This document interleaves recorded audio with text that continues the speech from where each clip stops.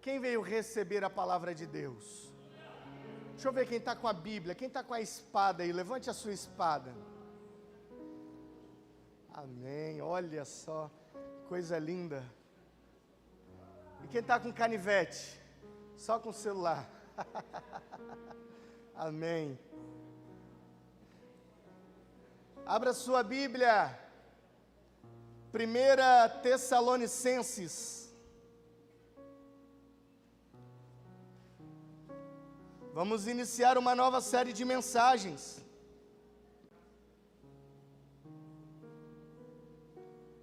Primeira carta de Paulo aos Tessalonicenses. Convido os irmãos, nas próximas semanas, estarem meditando nesta carta, que é tão preciosa, que é tão poderosa e que vai trazer tanta edificação para as nossas vidas.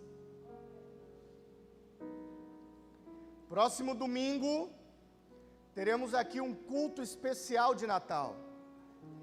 Se você vai viajar, amém, Deus abençoe a sua viagem, que você fique em família.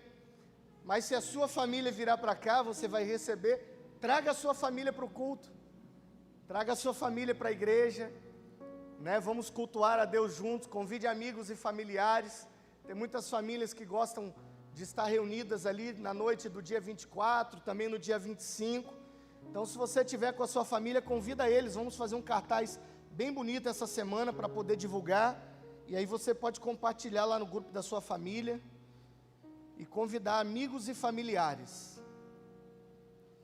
Queridos, com a sua Bíblia aberta, na primeira carta de Paulo aos Tessalonicenses, dobre a sua atenção e ouça, com relação à introdução. Esta carta, ela possui apenas 5 capítulos, a autoria é do próprio apóstolo Paulo, e existe um consenso entre a maioria dos estudiosos. Se não for a primeira, ela foi uma das primeiras cartas que o apóstolo Paulo escreveu, por volta ali do ano 50 a 51 depois de Cristo. A igreja de Tessalônica, ou a igreja dos Tessalonicenses, fora uma igreja gerada em meio às lutas, uma igreja gerada em meio à dor, uma igreja gerada em meio às muitas provações, uma igreja gerada em meio ao sofrimento, e uma igreja gerada em meio às perseguições. Isto nos chama muito a atenção, porque esta igreja que nasceu em meio às lutas, em meio às perseguições, em meio à dor, em meio ao sofrimento, em meio a tantas adversidades daquele tempo, se tornou uma das igrejas mais relevantes do seu tempo, uma das igrejas mais comprometidas com a palavra de Deus. Era notório na vida dos crentes daquela igreja, dos cristãos daquela igreja, a ação do Evangelho, a transformação que o Evangelho causou na vida daqueles irmãos. E talvez isto possa falar conosco acerca do dia que nós estamos vivendo, do momento que nós estamos vivendo, da época que nós estamos vivendo. Porque a igreja, ao longo dos seus 2000 anos, ela nunca cresceu tanto, nunca buscou tanto a santificação como nos tempos de perseguição, como nos tempos de sofrimento, como nos tempos de adversidades. Queridos, isto pode ser notado dentro das nossas casas. Muitas vezes, quando o dinheiro está sobrando, quando não temos crise no casamento, os filhos vão bem na escola, a situação está favorável, parece que a gente não se lembra muito de Deus. Mas quando a situação aperta, os filhos começam a dar problema, o casamento entra em crise, falta dinheiro, o carro quebra, as coisas enguiçam dentro de casa. Mas parece que Deus é procurado por tudo quanto é canto. Ora por mim, socorro Deus. Então, queridos, nós precisamos entender isso. Esta igreja cresceu, se desenvolveu, frutificou. Esta igreja gerou frutos em meio à dor, em meio ao sofrimento, em meio à perseguição. Nós temos tantas facilidades hoje. A Bíblia em todas as versões. Temos culto todos os dias. Temos aqui na palma das nossas mãos a possibilidade de assistirmos quantas mensagens quisermos de qualquer lugar do mundo. Porque lá nos Estados Unidos eles já traduzem as mensagens para o português, aqui no Brasil eles já traduzem as mensagens para o inglês. Então não é difícil, temos acesso, temos a facilidade.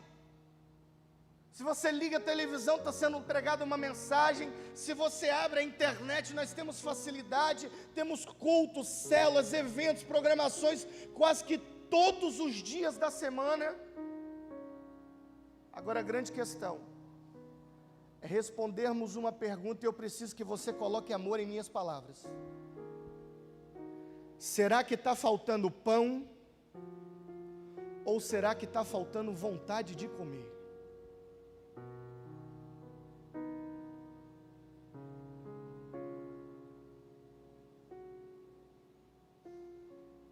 Certa feita, um entrevistador perguntou para um missionário que não podia ter nem o seu nome identificado, porque ele atua na janela 1040, onde há o maior índice de perseguição contra os cristãos, onde o evangelho é totalmente, altamente proibido de ser pregado, anunciado, onde as pessoas viajam em porões de navios, se vendem como escravos, onde as pessoas elas destacam pedaços da Bíblia para entregar para as pessoas, a fim de que o evangelho seja propagado no mundo.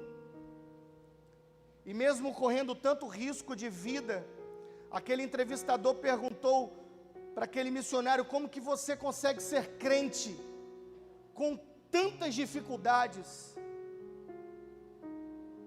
E o missionário devolveu a pergunta para o entrevistador dizendo: eu é que lhe pergunto, como que você consegue ser crente com tantas facilidades?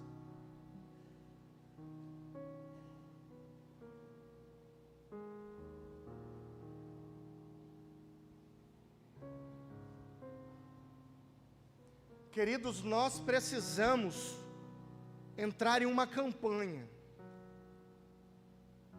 que não é mais a campanha do lencinho, do martelinho, da fronha, do caroço de feijão, e seja lá qual for, não é a campanha de todas as bênçãos que você já recebeu e que você pode receber.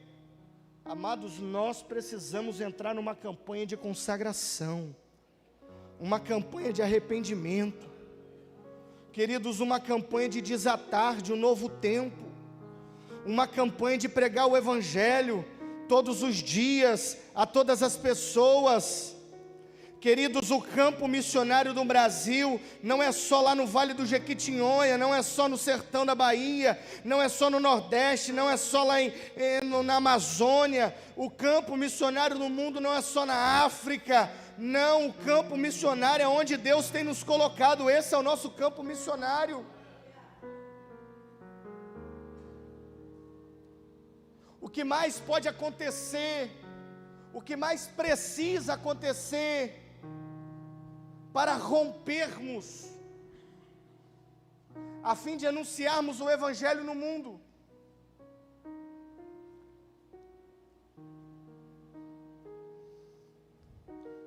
Outro dia eu estava conversando com um amigo, e ele me fazendo perguntas acerca de uma seita. E como o culto está sendo transmitido, eu não vou falar. E ele me disse: você já estudou? Eu falei: já li algumas coisas. E o que você acha? Eu falei: olha, eu não vejo Jesus fazendo parte dela. Então, se eu não vejo Jesus, eu também não vou fazer. Eu falei: mas por quê? Ele falou: não, porque eu fui convidado. E ele é um empresário. E é um grupo de pessoas que se reúnem uma vez na semana, uma entidade secreta, cheia de códigos, de cumprimentos, de palavras secretas, uma reunião secreta. Eu falei, se está muito secreto, já não é com Jesus, porque Jesus era na beira da praia, Jesus, ele pediu um barco emprestado, esse negócio de muito secreto, isso daí já não é com Jesus. Jesus já não está nisso. Mas como ele é um empresário, ele foi convidado. E aí eu disse, e aí, você vai? Ele falou, olha, não. Mas por que não? Ele falou, porque 3 pessoas me convidaram para fazer parte. E aí ele disse o seguinte, o primeiro não é referência dentro de casa. Eu sei que ele tem umas gambiarras aí. O segundo não é referência de caráter. Não que o primeiro seja, mas ele não é referência de caráter, é uma pessoa que não é muito confiável. E o terceiro, ele não é uma referência também de caráter, mas no quesito financeiro, uma pessoa que não pode ter uma oportunidade que ele quer tirar a vantagem dos outros. Então, já que eles pregam a igualdade nesse lugar, já que eles falam que lá você tem que ser uma referência dentro de casa, já que lá eles pregam, né, que você precisa ser um exemplo a ser seguido, eu não tenho referência para ir para lá, eu não vou para lá. Eu aproveitei para dar evangelho nele. Mas aí eu lhe pergunto uma coisa, e quando temos essa oportunidade de anunciar o evangelho, e as pessoas agora vão olhar para as nossas vidas, será que nós temos sido uma referência dentro de casa? Será que nós temos sido uma referência nos nossos negócios? Uma referência de caráter? Uma referência de conduta? Porque quando estamos com a Bíblia debaixo do braço, vestindo os nossos ternos, dando a paz do Senhor com um sorriso no rosto, talvez seja mais fácil de ser crente. Agora, quando temos a oportunidade, estamos diante de um negócio, onde ali você tem a oportunidade de tirar uma vantagem financeira, onde você tem a oportunidade de agir pelo impulso, será que nós temos mantido a nossa conduta cristã? Será que isto tem feito a diferença, queridos? Porque deixa eu lhe falar uma coisa, se o mundo aprova o seu comportamento, saiba que Jesus reprova. Agora, se Jesus aprova o seu comportamento, saiba que o mundo vai te odiar. Então, quando você vê um estádio lotado, anunciando um possível evangelho, e o mundo de pé batendo palma, aprovando aquilo ali, tome muito cuidado, porque pode não estar mudando, alterando, transformando a vida de ninguém. Porque antigamente você perguntava para uma pessoa, qual é a sua profissão de fé? E a pessoa dizia, eu sou católico apostólico romano. E aí, de acordo com o censo, vinha uma segunda pergunta, praticante? Aí a pessoa, sim, sou praticante, ou não, não sou praticante. Hoje essa pergunta, ela mudou. Você pergunta para uma pessoa, você professa qual fé? Eu sou evangélico. E aí agora precisa ser feita uma nova pergunta, praticante ou não?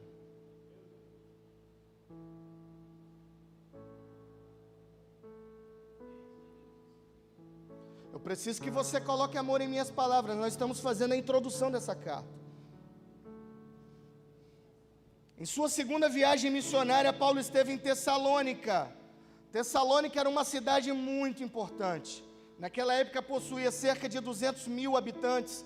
Era vizinha de Filipos e Bereia. Era uma cidade portuária que conectava a Europa à Ásia por meio de uma estrada internacional. Era sem dúvida um grande centro comercial. Em Atos capítulo 17, nós somos informados que Paulo esteve em Tessalônica pregando e traduzindo as escrituras do Antigo Testamento na sinagoga.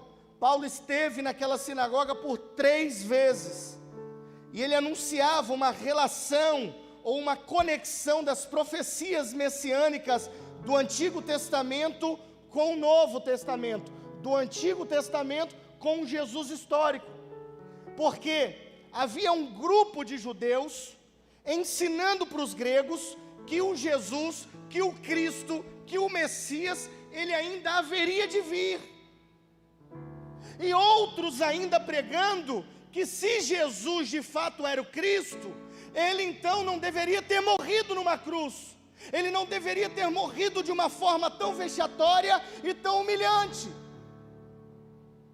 Então agora por 3 semanas, o apóstolo Paulo vai àquela sinagoga, e abra aí na sua Bíblia, Atos 17, ou projete por favor, Atos capítulo 17, a partir do verso 1, tendo passado por Anfípolis e Apolônia, Paulo e Silas chegaram a Tessalônica, onde havia uma sinagoga dos judeus. Paulo, segundo o seu costume, foi procurá-los e por 3 sábados discutiu com eles a respeito das Escrituras, e expondo e demonstrando ter sido necessário que o Cristo padecesse e ressuscitasse dos mortos, Paulo dizia: este Jesus que eu anuncio a vocês, este é o Cristo. Este é o Cristo. Paulo estava dizendo: este que vocês aguardam vir, ele já veio, ele nasceu, ele cresceu, ele cumpriu o seu ministério, ele cumpriu a sua missão, ele foi para a cruz, ele pagou o preço pelos nossos pecados, ele morreu sim, ele foi colocado num túmulo sim, mas ao 3º dia, ele ressuscitou. E queridos, isto não é uma novidade, porque isto já estava anunciado no Antigo Testamento.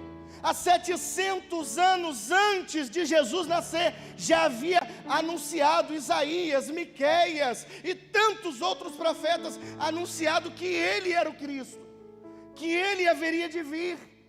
Todas as profecias do Antigo Testamento se cumprem nele, autenticando que o Jesus histórico de fato é o Cristo, o remidor, o Salvador.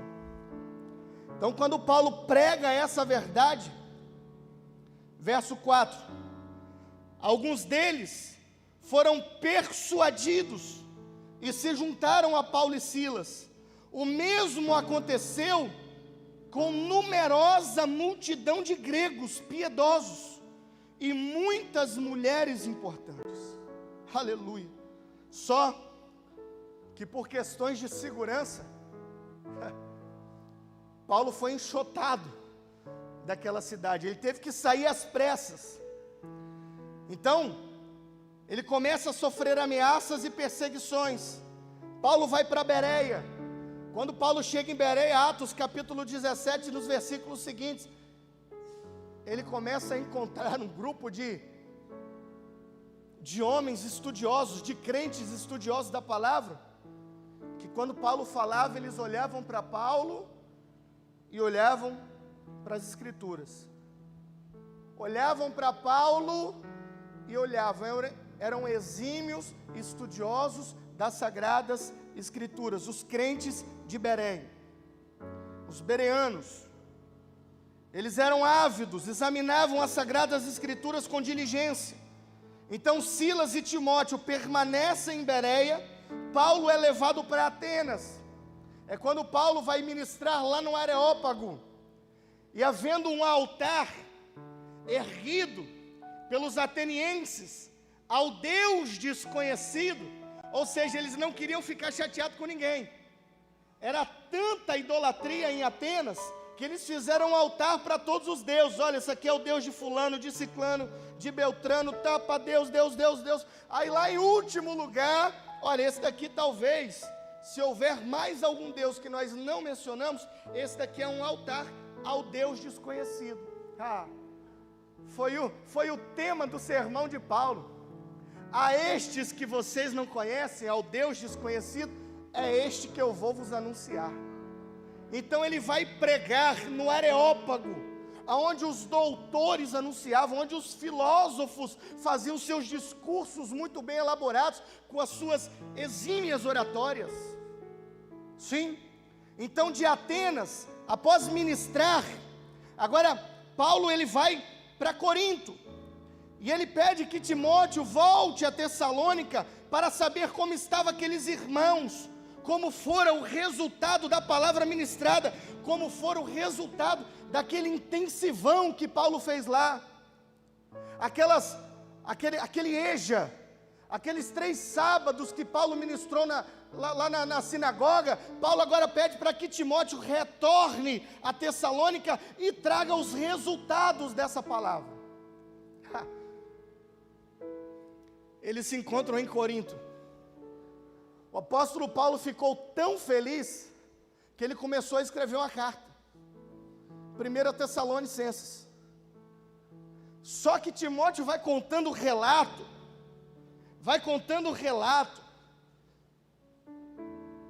e eles ficaram tão apegados à palavra, que o apóstolo Paulo precisou escrever uma segunda carta aos Tessalonicenses, porque Timóteo disse bem assim: Paulo, a pregação foi tão forte, foi tão poderosa, que os Tessalonicenses eles estão vendendo tudo que tem, porque eles estão achando que Jesus vai voltar agora, hoje. E aí Paulo vai escrever uma nova carta, e nós vamos ministrar nesta segunda carta, acerca de como estar preparado para a segunda vinda de Cristo. Então é uma das primeiras cartas que Paulo escreve, é esta, 1ª e 2ª aos Tessalonicenses. Tessalonicenses também pode ser chamado, pode ser conhecido como o Apocalipse de Paulo. Se João escreveu um Apocalipse, o livro da revelação, aqui muitos estudiosos também acreditam que esta revelação de Paulo, em 1ª e 2ª aos Tessalonicenses, também será um Apocalipse, uma palavra de revelação. Nesta carta, nós também aprendemos acerca da missão da igreja, acerca do papel do ministro, acerca da natureza da vida cristã e acerca de como estar preparado para a segunda vinda de Cristo. Por isso, veja comigo o capítulo 1 de 1 aos Tessalonicenses. Vamos ministrar nesta noite dos versos 1 ao 10.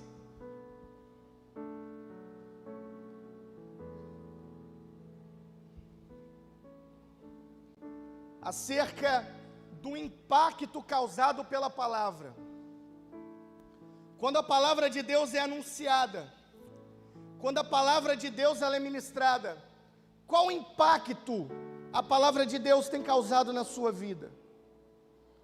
Qual impacto que a palavra de Deus tem sido pregada e anunciada, e qual o resultado desse impacto na sociedade? Porque nós estamos em um país onde 90% da população se autodenomina cristã. 40 milhões dos 215, 40 milhões de habitantes se autodenominam evangélicos. E nós temos os maiores índices de corrupção do mundo. E nós temos os maiores índices de suicídio do mundo.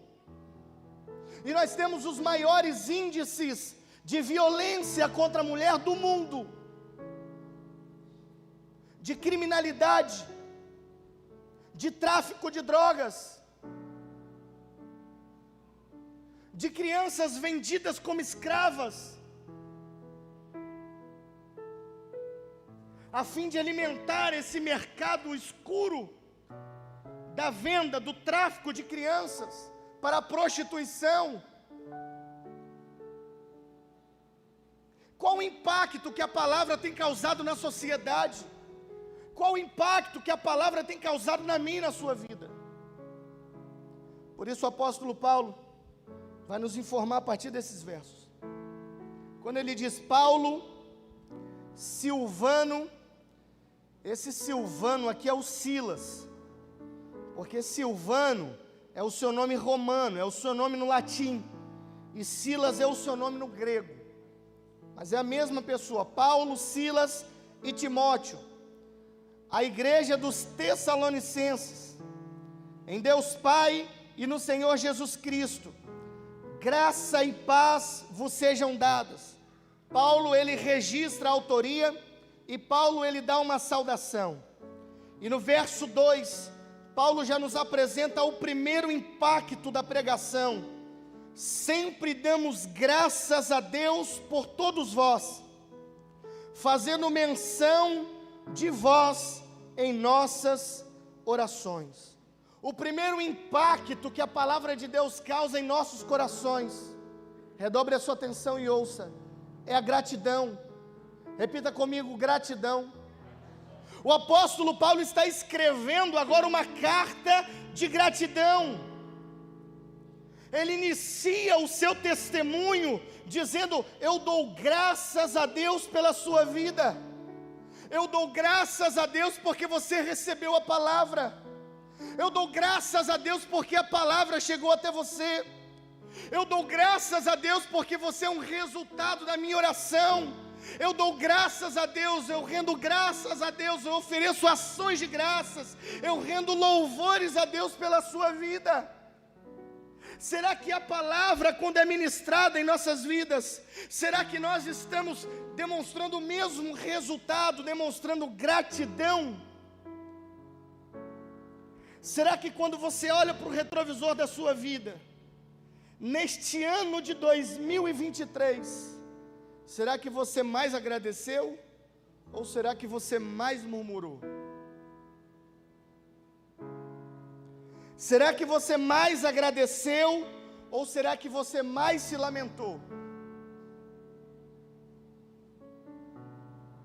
Queridos, porque existem pessoas que, se Deus colocar ela numa cobertura de frente para o mar, com 10 carros na garagem, com 10 milhões de dólares na conta, sabe, se Deus entregar tudo para aquela pessoa, é capaz dela olhar, passar a mão assim lá na barra da cobertura: ah, mas aqui tem muita maresia, ah, mas aqui é muito alto, ah, mas esse carro tá fedendo a novo.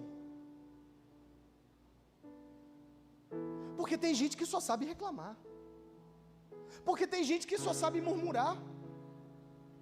Existem pessoas, e eu me enquadro nisso, talvez você se enquadra, que muitas vezes, tendo a oportunidade de demonstrar gratidão, tendo a oportunidade de oferecer ações de graças, só reclama, só questiona, só murmura, só lamenta. É aquele filho que chega em casa, e a missão da vida dele é estudar. A vida dele é estudar, ele acorda, vai para a escola, volta e acabou. A vida dele é estudar. Aí ele chega, o almoço já está pronto, ele levanta arroz, feijão, macarrão, aí tem uma carne, aí ele vira e fala: é só isso que tem para comer?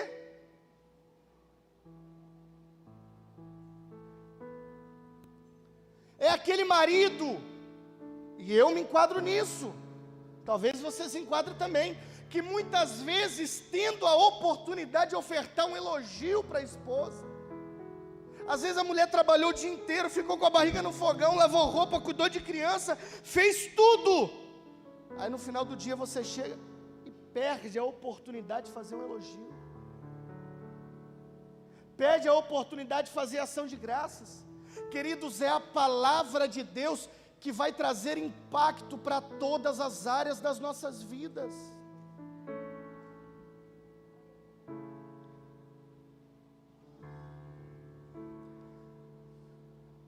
É aquela pessoa que foi chamada para uma entrevista, e o entrevistador, ele era o CEO de uma grande empresa,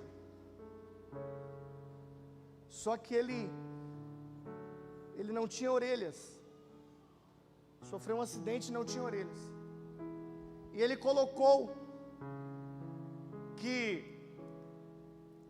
aqueles que não fizessem essa observação, seria um sinal para ele contratar na empresa. E aí a pessoa era entrevistada, demonstrava um currículo maravilhoso, e ele falava no final da entrevista: o que você notou em mim? Aí a pessoa: óbvio, eu notei, você não tem orelhas. Tudo bem, obrigado. Fora, rasgou, jogou fora.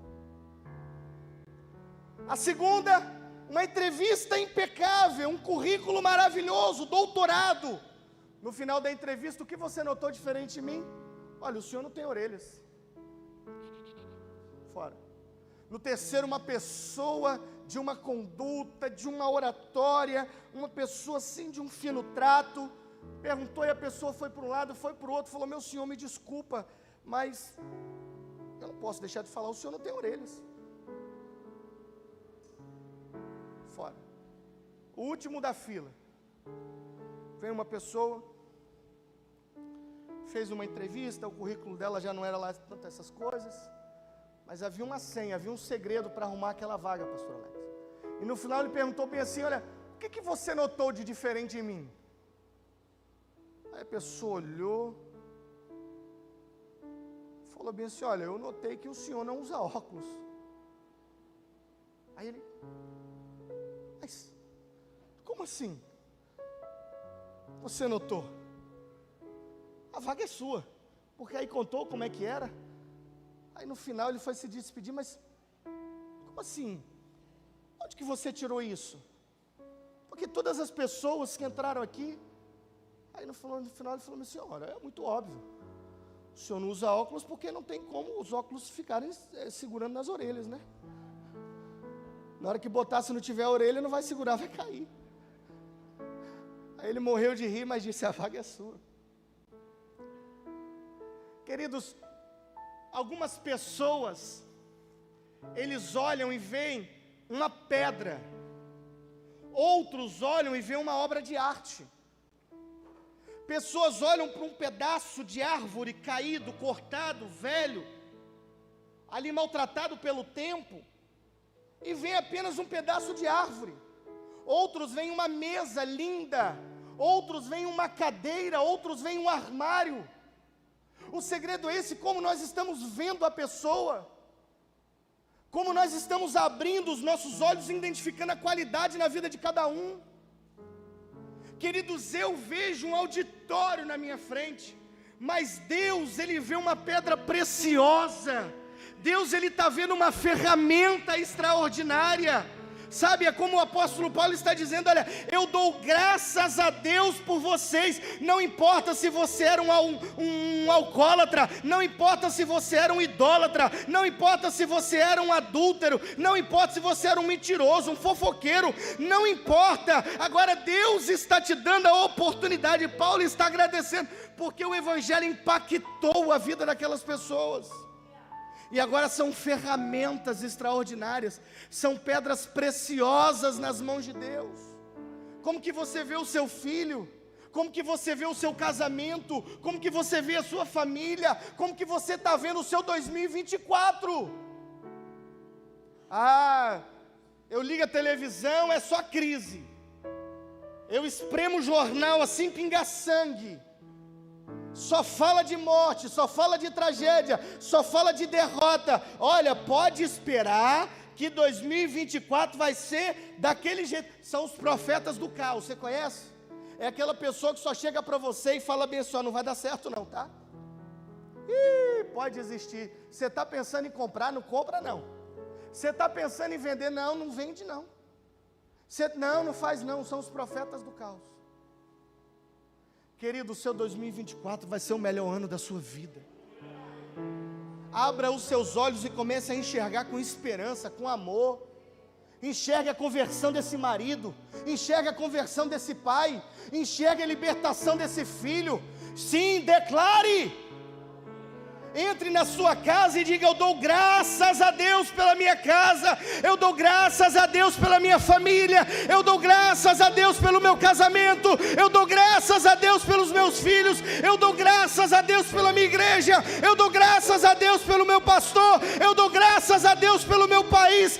Dou graças a Deus. Ou você queria estar agora, lá naquela zona de confronto entre Israel e o Hamas? Ou você queria estar escondido num túnel lá no Afeganistão, correndo de terrorista?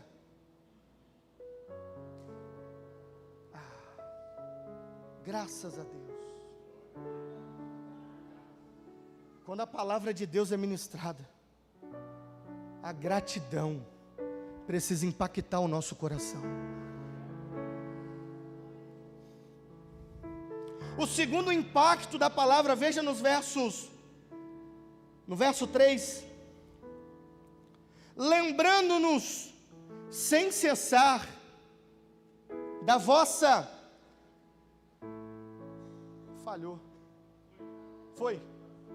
lembrando-nos sem cessar da obra da vossa fé, do trabalho do amor e da paciência da esperança em nosso Senhor Jesus Cristo, diante de nosso Deus e Pai.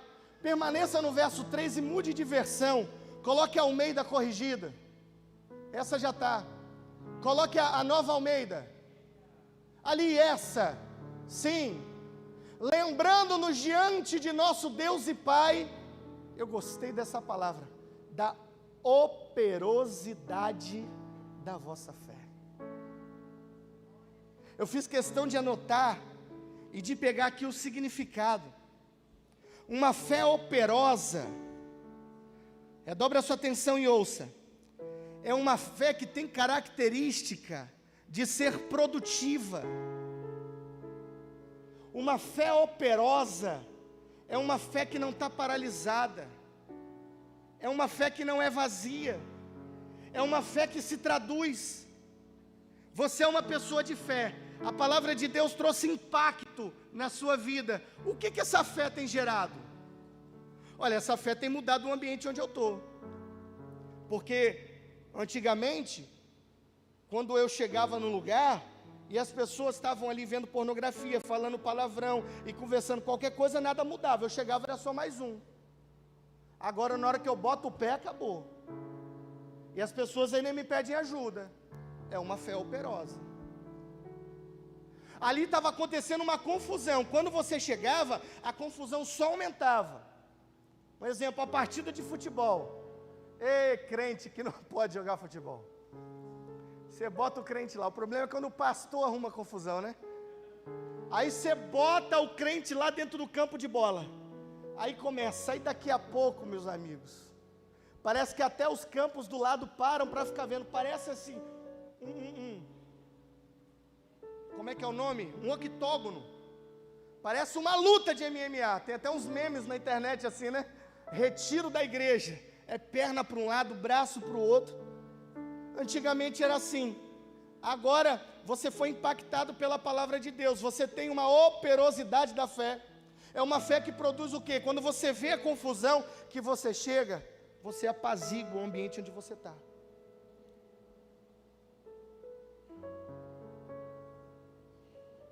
Eu costumo aconselhar alguns maridos, alguns homens, dizendo bem assim, meu irmão, você tem que ser o camisa 10 da sua casa.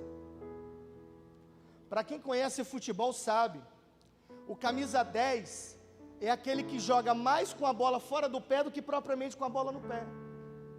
Se o jogo está muito frio, o camisa 10 é o responsável por esquentar o jogo, dar ritmo de jogo.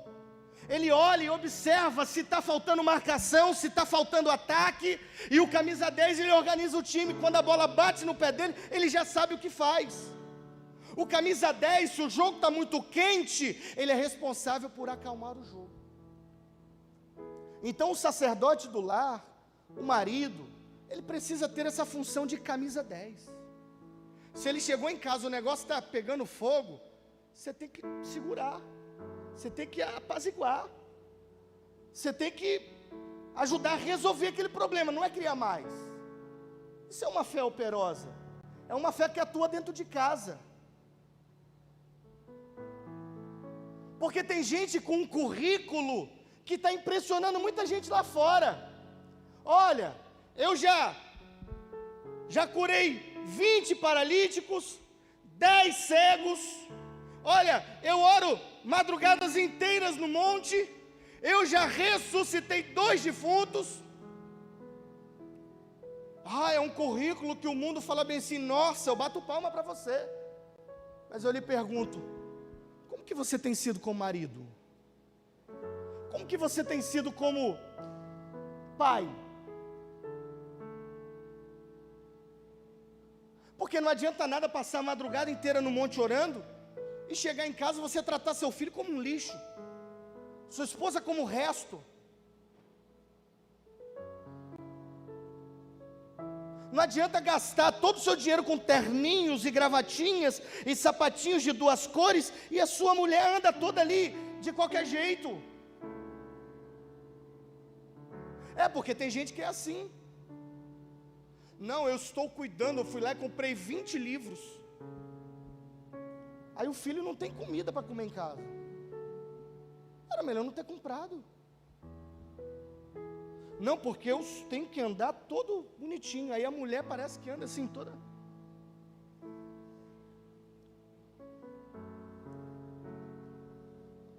Uma operosidade da fé.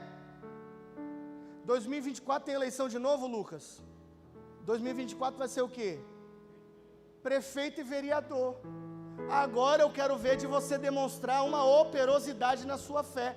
Vai votar em quem de novo? No Zezinho da padaria, que é legal, que te dá um saco de cimento? Vai votar no Joãozinho da farmácia de novo? Que ele ganhou seu voto porque mandou bater um caminhão de areia lá na sua casa? Porque deu emprego para sua sogra? Aí ele vai chegar lá na Câmara dos Vereadores, ele vai chegar dentro da prefeitura, e vai roubar, e vai tirar a saúde, e vai tirar a educação. Agora é hora de mostrar a operosidade da nossa fé. Sabe o que esses irmãos fizeram? Eles chegaram em casa, destruíram os ídolos. Eles chegaram em casa e acabaram com os altares oferecidos a outras entidades.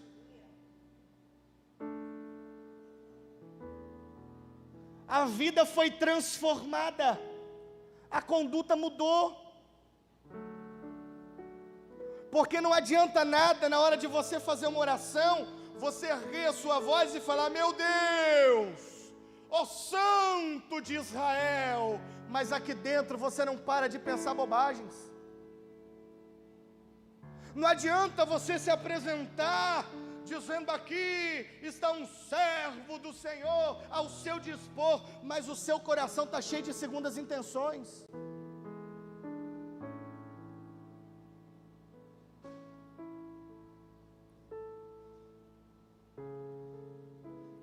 Operosidade da fé, uma fé que produz resultados para a glória de Deus.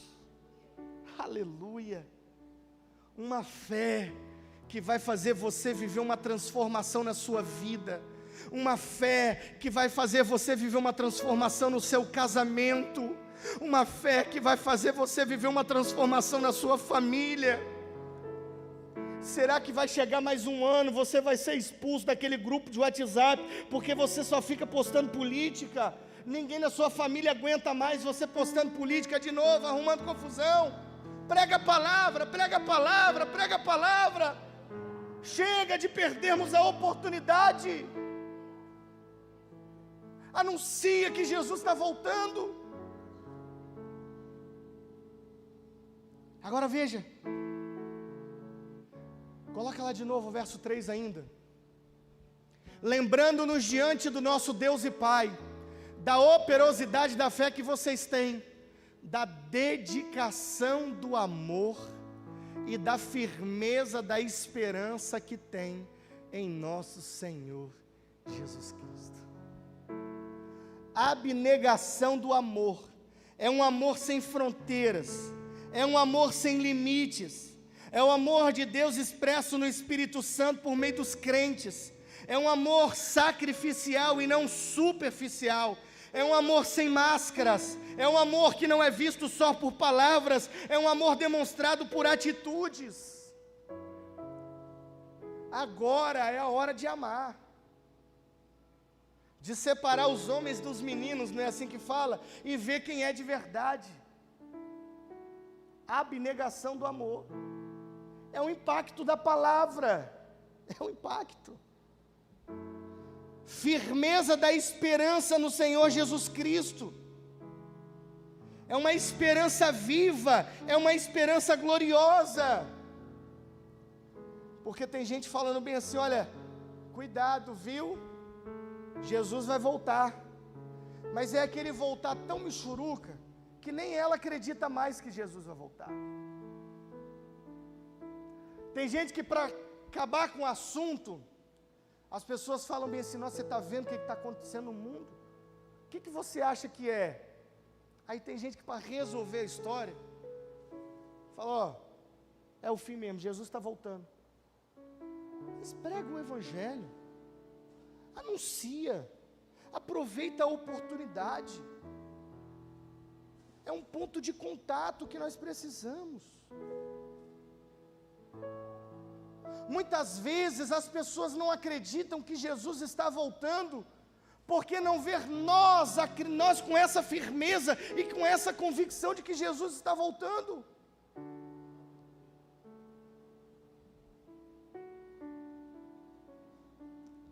Vamos mais um exemplo. Estou dando muitos hoje, hein? Estou enchendo o seu caderninho de exemplos. Vai poder postar um monte lá na sua rede social depois. Quando você vai se encontrar com uma pessoa importante, como que você faz? Eu vejo, por exemplo, as mulheres. Quando tem um casamento, são horas no salão. Na semana já está pensando em qual roupa vai usar. E agora tem um tal de paleta de cores. Quando eu vejo a minha esposa falando, mas a sua blusa não está combinando com o meu vestido. Nós temos que ter a mesma paleta de cores. Eu falo, meu Deus do céu, até isso. E aí a gente se prepara, você vê os homens, você vai ter um jantar, um momento especial com uma autoridade, e a pessoa coloca a sua melhor roupa, o seu melhor terno, a sua gravata, o seu sapato, e vai no salão e faz o cabelo, a barba, e aquela coisa toda. E você tem a convicção, a certeza, a firmeza daquele encontro. E o que nós, crentes, cristãos que somos, estamos fazendo para estar preparados para nos encontrarmos com o nosso noivo? Jesus está às portas. Como que Ele vai encontrar a igreja dos últimos dias? Uma igreja que troca o céu pelo sol. Uma igreja que troca os prazeres eternos, sim, as glórias eternas, pelos prazeres momentâneos, pelas glórias deste mundo.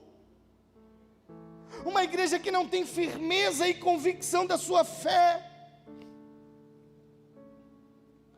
Perceba que o elogio do apóstolo Paulo nesse verso 3, ele elogia a fé, ele elogia o amor e ele elogia a esperança. Isso na teologia é chamado de tríade. É uma tríade que o apóstolo Paulo usa. Fé, amor e esperança são marcas da maturidade cristã, são marcas de quem está no caminho da santificação, são marcas de quem está comprometido com o reino de Deus, são marcas de quem está preparado para receber o seu Senhor e Salvador. Fé, amor e esperança.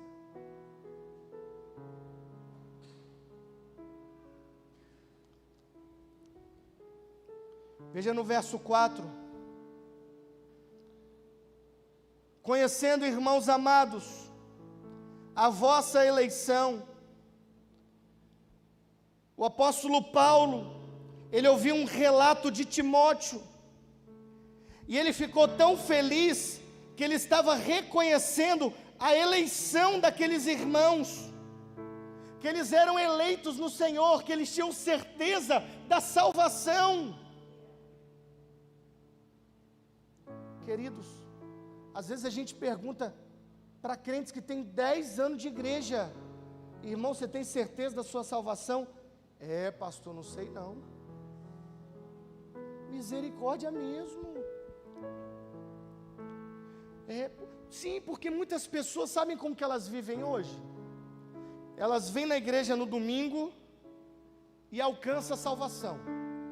Aí elas voltam, e aí segunda-feira vive do jeito que quer, na terça não se lembra de Deus, na quarta ele fala bem assim: meu Deus, eu perdi minha salvação. Aí ele volta na igreja no domingo para buscar a salvação que ele perdeu durante a semana. Aí ele vive igual um cachorro correndo atrás do rabo. Passa 10 anos de crente, 15 anos de crente, 20 anos de crente, 50 anos de crente, a vida da pessoa não mudou nada. Continua a mesma coisa, porque ele passou uma vida inteira alcançando a salvação no domingo e perdendo na segunda. É uma vida que não viveu um processo, é uma vida que não experimentou um novo, é alguém que viveu de remendo. É alguém que pegou o evangelho como uma colcha de retalho e quis colocar na sua vida. O evangelho é bom na minha vida para quê? Agora eu gosto de ouvir essas músicas gospel, é um negócio legal, é uma benção, ouço no carro. Não, mas se sexta-feira me chamar para balada, que problema tem? Jesus está em todos os lugares mesmo. Sabe, é uma pessoa que pegou o evangelho com uma colcha de retalho e ora dizendo bem assim: Senhor, me prospera, Senhor, eu dependo de Ti, Senhor, está aqui, eu sou fiel, Senhor, eu sou generoso, mas sexta-feira vai na banquinha fazer um jogo de bicho, mas não perde uma fezinha. Ele acredita em Deus, ele diz depender de Deus, mas ele também busca um atalho. Querido, sabe quem busca atalho? É o diabo. Deixa eu lhe falar uma coisa, não se escandalize com o que eu vou falar. Deus escolhe o pior caminho para você. Deus escolhe o caminho mais difícil para você. Porque quanto mais você vai passando nesse caminho, mais o nome dele vai sendo glorificado. Quanto mais você vai passando nesse caminho, mais você vai conhecendo do amor de Deus, da graça de Deus, do favor de Deus, da misericórdia de Deus. Você dobra o seu joelho, se joga no chão, fala: Senhor, agora é o fim. Ele diz: não é, vem cá, eu estou te levando. Aí você experimenta, você conhece, você vive um milagre, você recebe fé, ele te levanta, ele te dá dons espirituais, a sua família é restaurada, você é renovado.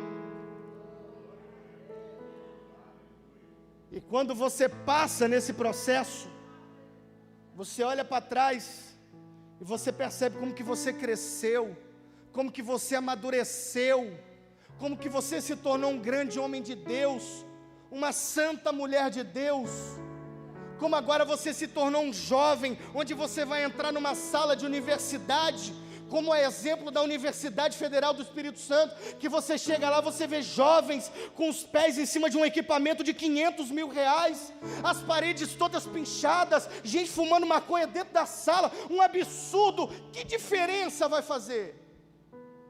Como que o Evangelho tem impactado a vida de um jovem hoje?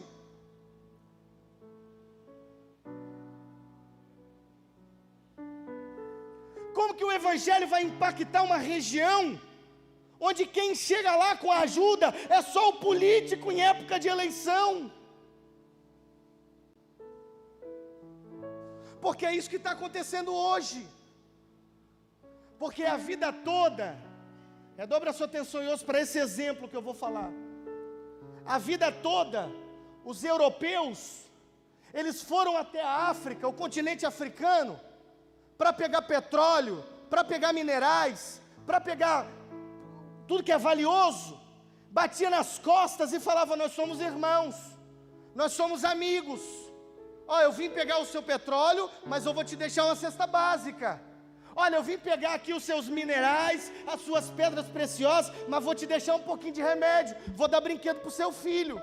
Aí o petróleo acabou, os minerais acabaram, os europeus não vão mais lá. Aí o que muitos lá pensaram? Poxa, eles vieram aqui a vida toda, bateram nas costas dizendo que nós somos irmãos. Eu vou entrar num barco aqui e eles vão me receber lá como irmãos. É isso que está acontecendo? Todo dia. Atiram em barcos, naufragam barcos, escravizam. Porque chegaram lá dizendo, nós somos irmãos. Vocês foram lá, pegaram o nosso petróleo, vocês pegaram os nossos minerais, deram um pouquinho de alimento, falaram que nós éramos irmãos. Eu vim aqui, eu estou precisando de ajuda, eu estou passando fome lá, e agora? Ei, fica lá. Você é irmão nada. Fica lá, eu nem lembro que você existe. E muitas vezes é o que nós estamos fazendo aqui. Aqui nós temos roupas lindas, a gente se veste, a gente come, aí a gente vai lá fora, leva uma cesta básica, leva alguma coisinha, leva outra, aí quando eles vêm aqui fedendo a cachaça e tal, a gente não oferta o mesmo amor. Não, fica lá, que de vez em quando eu vou lá te visitar, que de vez em quando eu vou lá levar um alimento, de vez em quando eu vou acolher, não se preocupa, a gente vai fazer um mutirão, nós vamos reformar lá seu barraquinho, aí não vão ficar, é um dia de reforma, para uma semana postando na internet que reformou um barraco.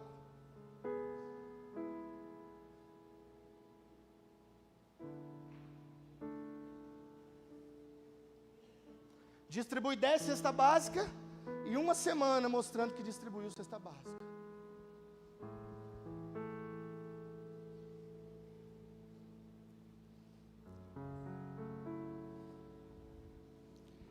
Qual o impacto que a palavra de Deus tem causado na sua vida? Me perdoe, querido, mas eu preciso que você coloque amor nas minhas palavras. Nós não poderíamos terminar 2023 sem ouvir essa palavra.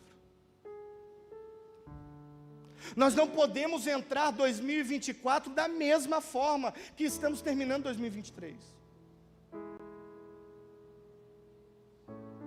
Não importa se existem milhares de outros jovens que não querem viver o verdadeiro evangelho, nós vamos viver.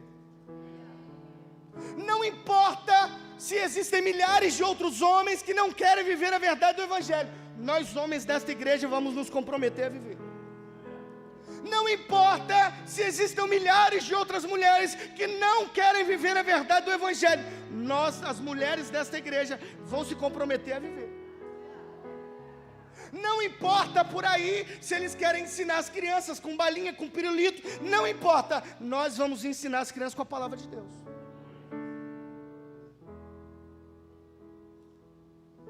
Em nome de Jesus.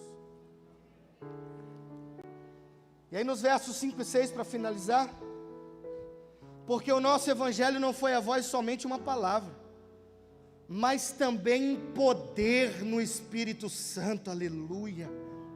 O apóstolo Paulo está falando, deixa eu lhe falar uma coisa, quando eu tive aí, não foi só eu que tive, não foram só as minhas palavras, quando eu estive aí, o Espírito Santo de Deus estava presente, e o apóstolo Paulo está dizendo, eu voltei porque eu fui perseguido, estão tentando me prender, mas ninguém pode prender o Espírito Santo de Deus, ninguém pode prender a ação do Espírito de Deus na sua vida, ninguém pode prender um crente cheio do Espírito Santo. Eles podem prender o pregador, mas nunca vão poder prender a palavra. Eles podem prender o pregador, mas nunca vão poder prender a pregação, nunca vão impedir a pregação de ser ministrada. É o Espírito Santo agindo, e eu creio, declaro e profetizo que 2024 essa igreja receberá um renovo, uma visitação do Espírito Santo de Deus. Eu creio que este revestimento vai sair portas afora, vai alcançar Santo Torquato, vai alcançar Vila Velha e vai se espalhar pelo Brasil. É o impacto da palavra, é a palavra mudando as vidas, é a palavra transformando os corações, é a palavra alterando identidades, é a palavra, não são palavras vãs, não é história de quadrinho, não é conto da carochinha, é o poder do Espírito Santo de Deus, agindo, operando, aleluia, habitando, se manifestando.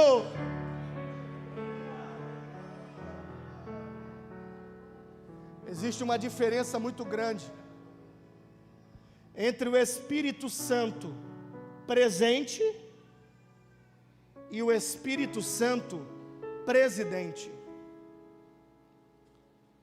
O Espírito Santo pode estar presente na sua vida, mas não presidir a sua vida.